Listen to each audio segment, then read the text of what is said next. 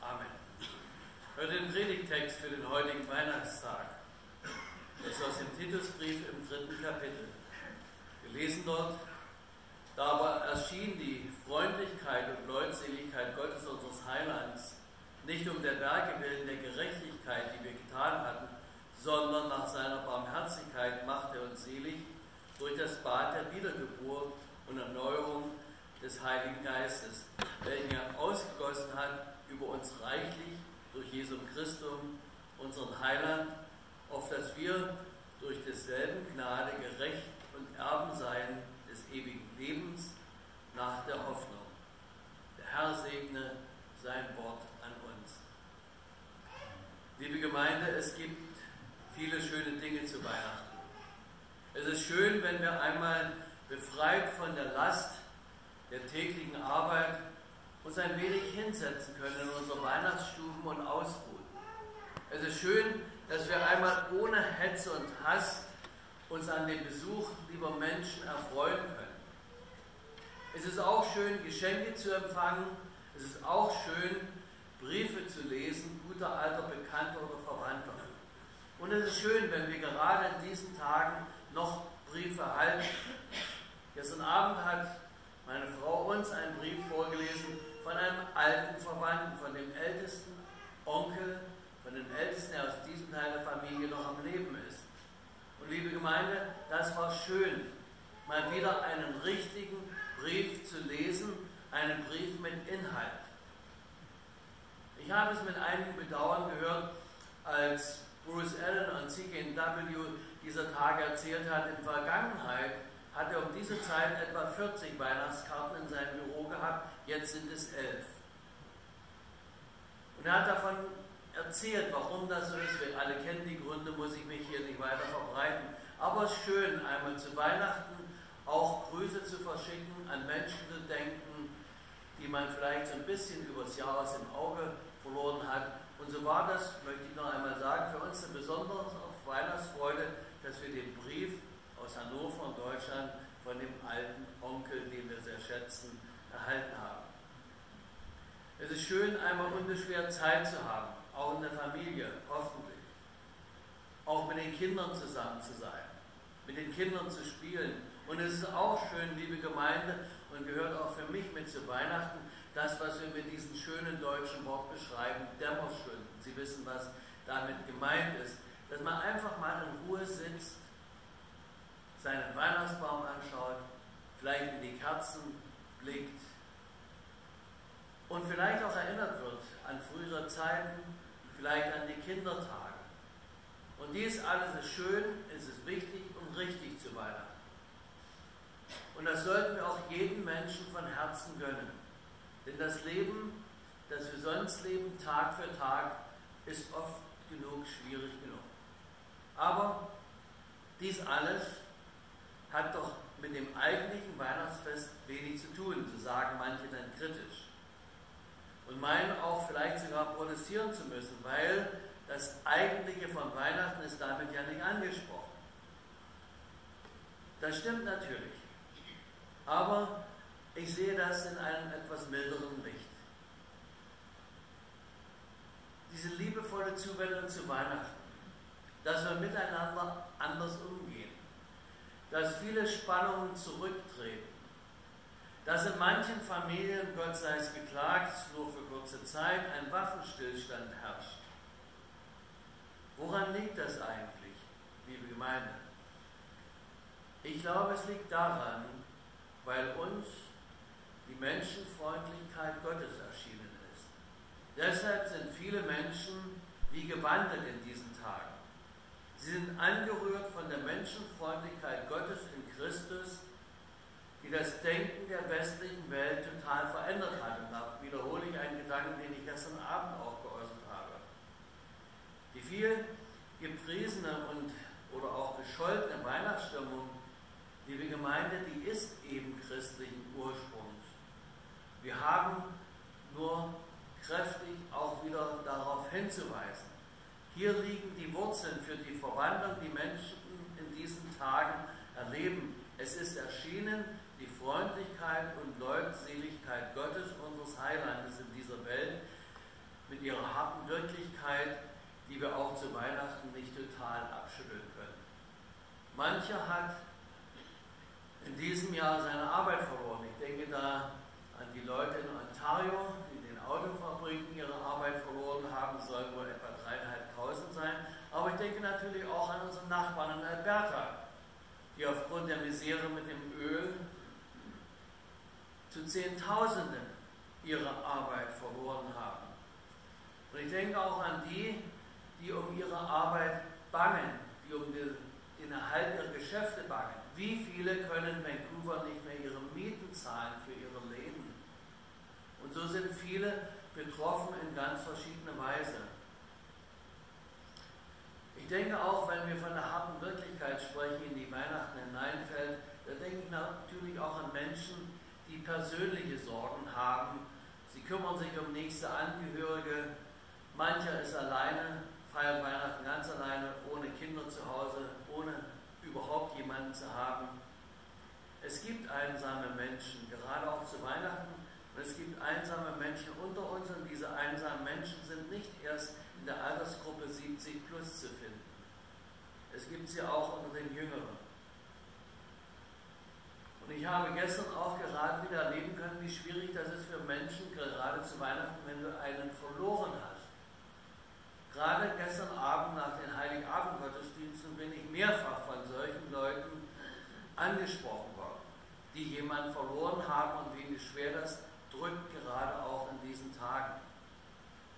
Mit anderen Worten, viele haben ihre Lasten zu tragen, auch zu Weihnachten. Und die können wir da nicht einfach abwerfen. Die menschlich schönen Dinge zu Weihnachten, die weihnachtliche Stimmung, die gewiss, wie gesagt, ihren Ursprung hat in der frohen Botschaft von Bethlehem, all das kann wohl für einen Augenblick ablenken, aber es hilft nicht, mit den wirklich Schweren fertig zu werden. Hier ist der Punkt erreicht, wo Stimmung, liebe Gemeinde, in Glauben umschlagen sollte. Dem Glauben, der verbindet, der uns unmittelbar verbindet mit dem Heiland der Welt, mit Jesus Christus, dessen Geburt wir zu Weihnachten feiern, das Kind in der Krippe. Stimmung, liebe Gemeinde, jeder weiß das, die kommen und gehen, die schwanken. Und deshalb ist es wichtig, dass wir nicht bei den Stimmungen hängen bleiben, sondern dass wir uns dem Kind in der Krippe, Jesus Christus, zuwenden. Und darum darf ich sagen, wer sich heute auf den Weg gemacht hat zu diesem Gottesdienst, der ist sicher hierher gekommen, um etwas zu hören von dieser Freude, die uns in der Tiefe erfüllt. Von einer Freude, die wir aller Bangigkeit und allem Herzeleid entgegenstellen können. Freude erfahren wir im Gottesdienst, wenn wir die Botschaft von Jesus Christus, das Evangelium, das ich gelesen habe, wenn wir es verinnerlichen, wenn wir es der Maria gleich tun, dass wir diese Worte in unserem Herzen bewegen oder auch so gesagt, unser Herz von diesen Worten bewegen lassen. Liebe Gemeinde, dass diese Weihnachtsfreude etwas ist, was auch in schlimmsten Zeiten tragen kann, das habe ich mir nicht ausgedacht. Das sind Dinge, die ich immer wieder gehört habe. Es sind Erfahrungen von Menschen, die mir begegnet sind, auch besonders hier in Vancouver, wo ich beinahe 30 Jahre bin in dieser Gemeinde.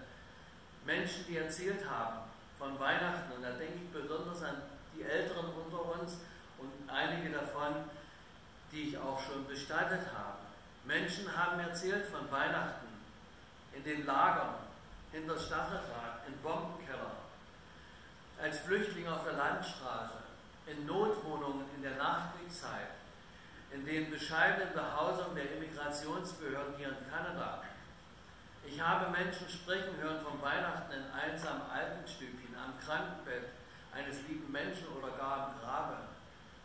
Ihr, Leute aus unserer Gemeinde, haben mir diese Geschichten erzählt. Weihnachten ohne Tannenbaum, ohne Radiomusik damals in der Nachkriegszeit, ohne Wunderkerzen, ohne Kinderjubel, ohne gesellige Nachmittagsstunden im trauten Heim.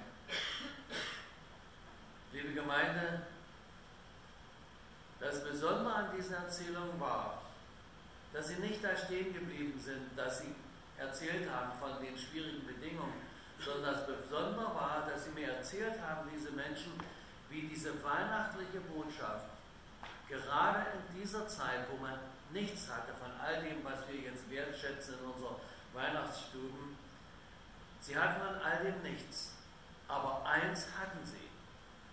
Sie hatten die Worte des Evangeliums, sie hatten die weihnachtliche Botschaft, sie hatten ihre Lieder, ihre Choräle, die sie auch auswendig konnten. Und diese Worte haben eine große Kraft.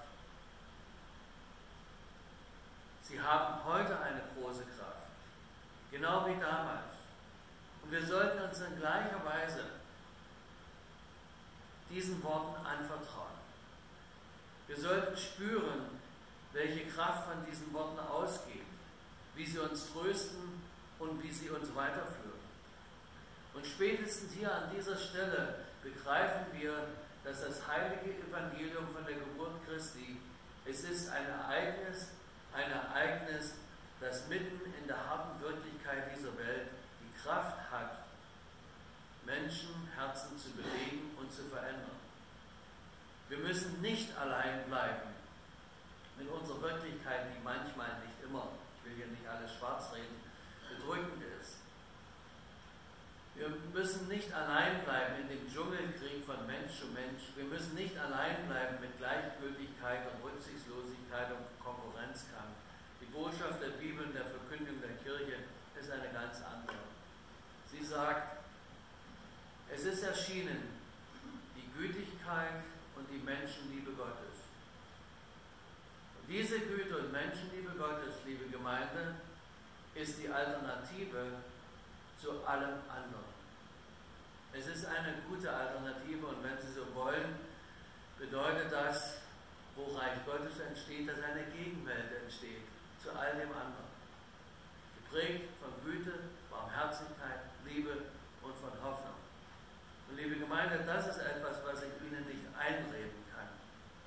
Das ist etwas, was wir erfahren, indem wir uns der biblischen Botschaft öffnen. Wie gesagt, wie Maria, dass wir die Worte in unserem Herzen bewegen.